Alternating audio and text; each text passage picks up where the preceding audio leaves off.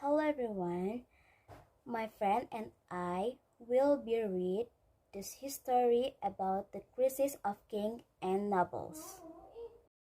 The crisis of kingship during the 14th century towards the end of the Middle Ages, there was a continuous struggle between the king and his nobles. The first crisis came in 1327 when Edward II was deposed. Century murdered his 11-year-old son. Edward III became king, and soon as he could, he punished those responsible, but the principle that kings were neither to be killed nor deposed was broken. Towards the end of the 14th century, Richard II was the second king to be killed by ambitious lords. He had made himself extremely unpopular by his choice of advisors. This was always a difficult matter because the king's advisors easily become powerful and those not chosen lose influence and wealth. Some of the Richard's strongest critics had been the most powerful man in the kingdom. Richard was young and proud. He allied with noble in 1318 and used his authority and humbled them. The imprisoned his uncle John of Gaunt, the third son of Edward III, who was most powerful and wealthy nobles in his time. John of Gaunt, he died in person. Other nobles, including John of Gaunt's son Henry, Duke of Lancaster, did not forget or forgive in 1398. When Richard II was busy trying to establish royal authority again in Ireland, they rebelled. Henry II Lancaster, who had left England, returned and raised an army. Richard was deposed and like Edward II. However, Richard II had no children. There was two possible successors. One was the early March in the 7-year-old grandson of Edward III, the second son. The other was Henry II Lancaster, son of John of Gaunt. It was difficult to say which had the better claim to the throne, but Henry was stronger. He won support the other powerful nobles and took the crown by force. Richard died monsterously soon after. Henry spent the test of his reign establishing his royal authority. But although he posed a crown to his son Pitchpool, he had sown the seeds equivalent where century later in nobility would be divided between those who support his family and those who supported the family of the Earl. Much of the hierarchies.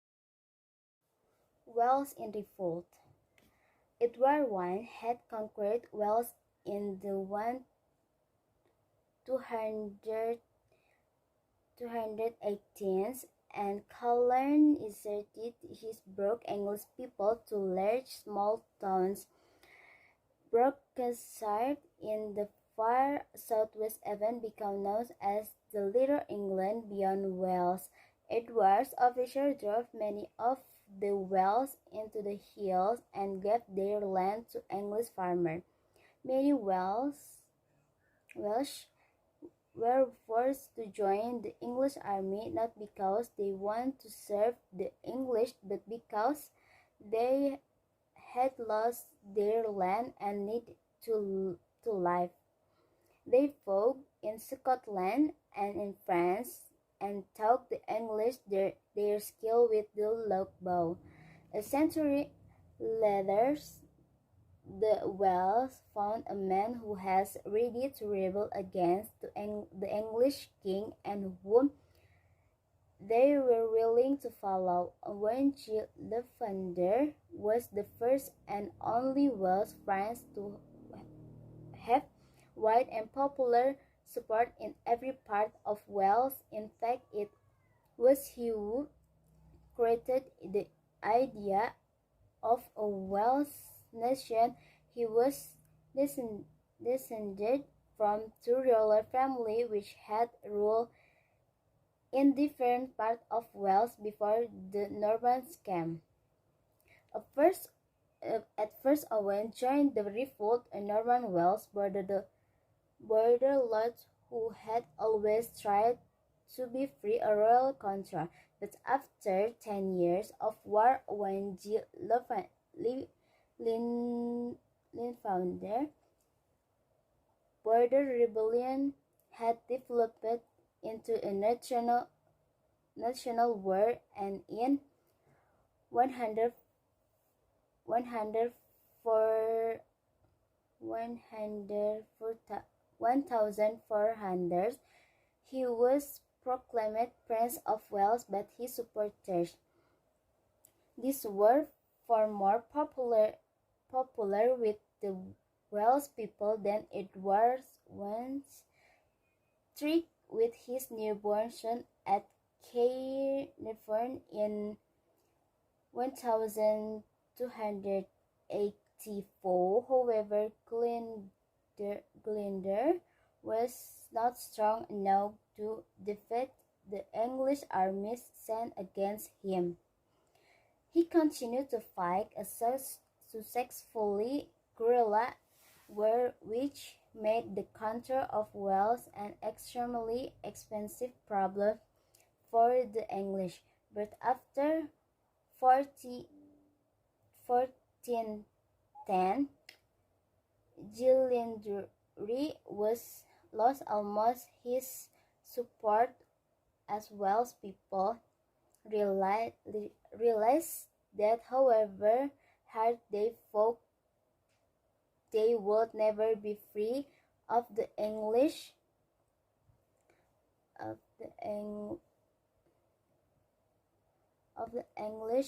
When G.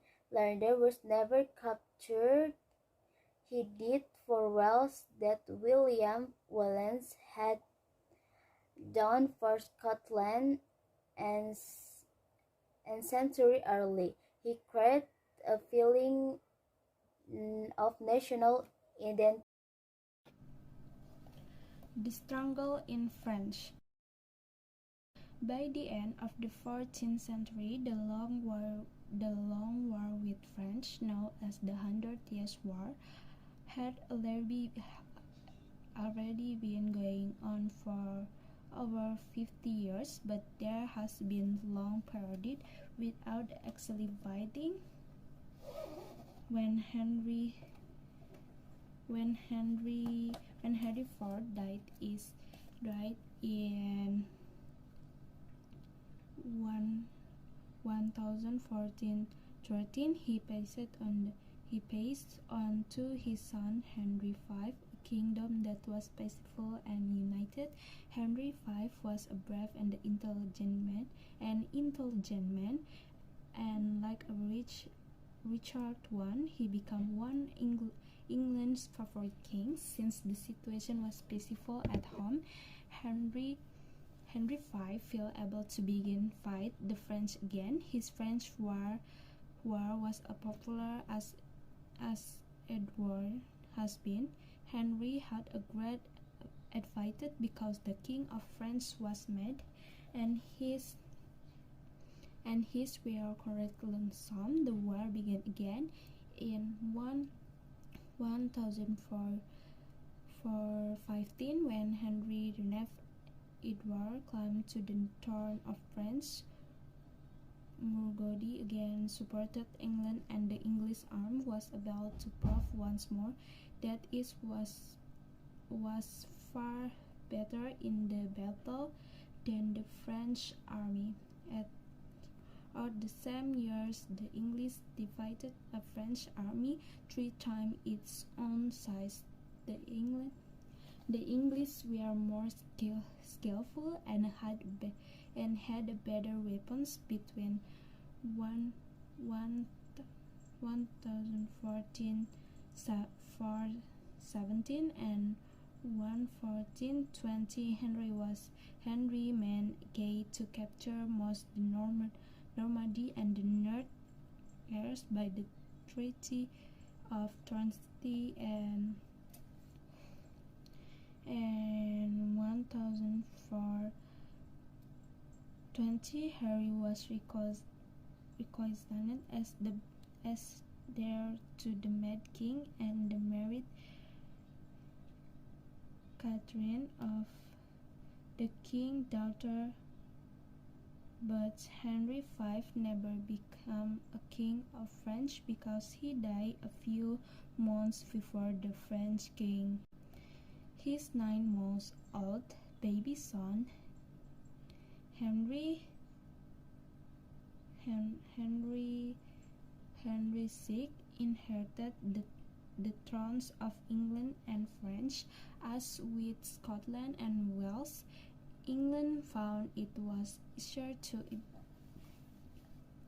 invade and counter France than to keep it. At first, Henry V's brothers, John the Duke of Bedford, content to argue the area under English control, but soon the French began to fight back. French invasion had created for the first time strong French national feeling. The English army was twice defeated by the French, who were inspired by a mysterious peasant girl called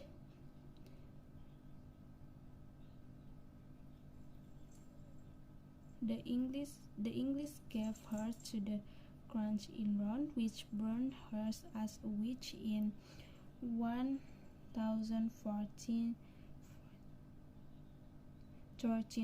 England was now begin to lose an extremely costly war. In 1025, England's best general, John of Bedford, died. The English Baron and Burgundy and Alice lost confidence in the value of the English alliance with the loss of Gascogne in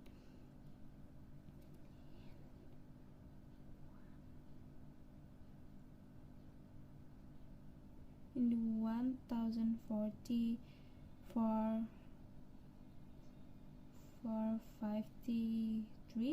The 100 Years' War was over. England had lost everything except the pride of the colonies. The Wars of the Roses. Henry, who had become king as baby, grew up to be simple-minded and book-loving.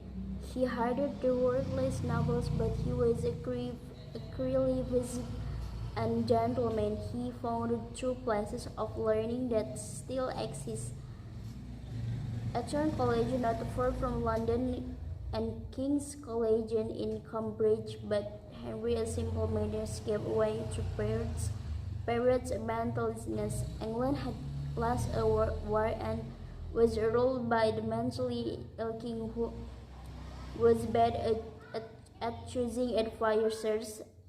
They remembered that Henry's grandfather, Henry of Lancaster, had taken the throne when Richard was deposed.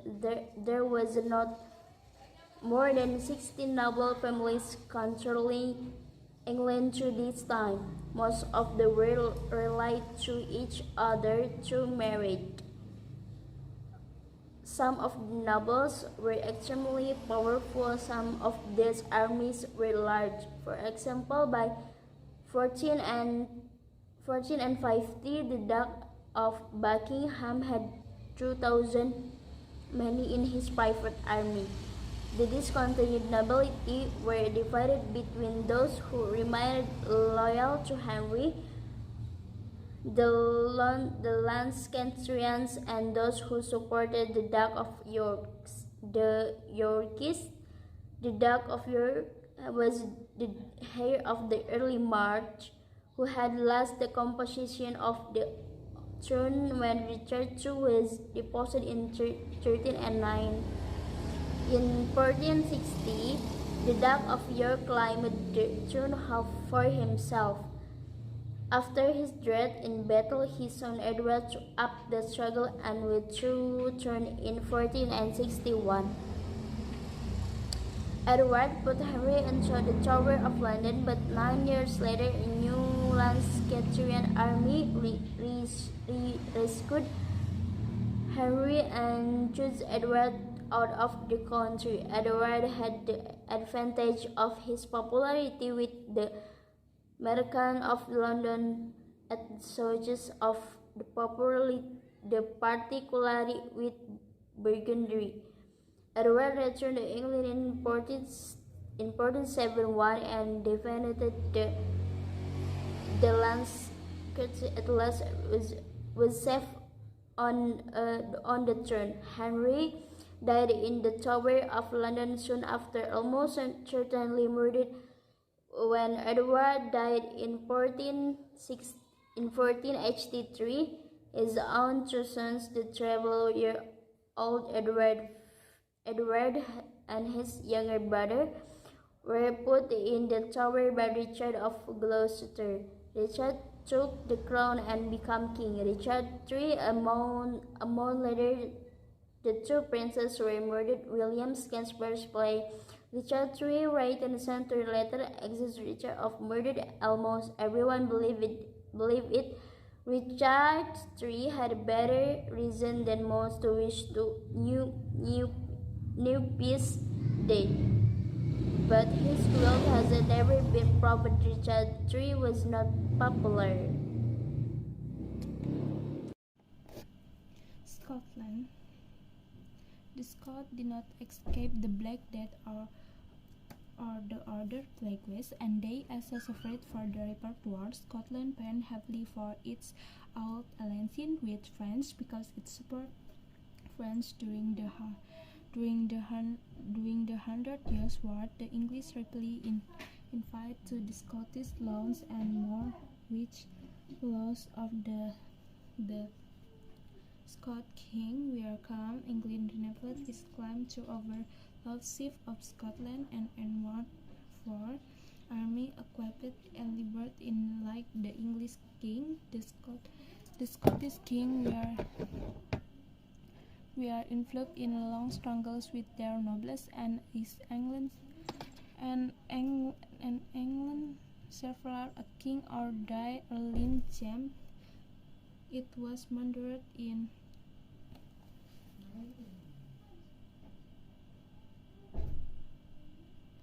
1037. James died in an accident before she was trained in, and James was murdered in 1499. The early death of so many Scots kings left government in the hands of powerful nobles until the dead king's son was old enough to rule. Naturally, these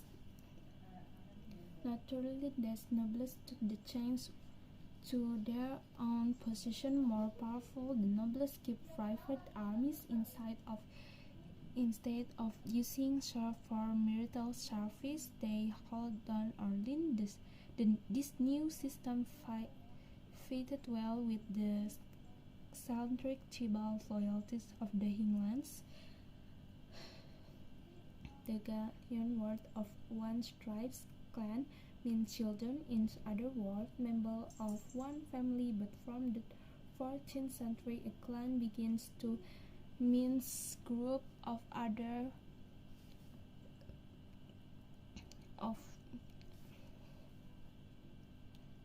people, equipment, and area of land, and following a particular chief. Not all the members of the clans were were village each other. Some groups joined a clan for protection or because they were forced to choose between doing or leaving the area. The most powerful of the Highlands clans by the 15th century was Clan Donald. The chiefs were almost completely independent by the end of the Middle Ages. However, Scotland had developed as a nation in a number of ways. The Scots demanded the Parliament. Sounds meet once a year. Kings often gathered together, leading citizens to discuss matters of government, as England's town governed in person, namely because of the wool trade which grew thanks to the help of Flemish settlers. There was a large export trade in wool, leather, and fish, most to the Netherlands. Scotland's alliance with France brought some benefits at the time when much of the farmland was repeatedly destroyed by English armies. Many Scotsmen worked as soldiers for the French king. Far more importantly, the connecting with France helped development education in Scotland. Following the example of Paris University were found in Scotland at Anvers in 104 to 2022. Glasgow and at Aprilyani, Scotland could rightly claim to the equal with England in running. By the end of the 15th century, it was observed that Scotland was reputed country from England. Nobody, either in England or in Scotland, believed in the English king claim to the overlord of Scotland.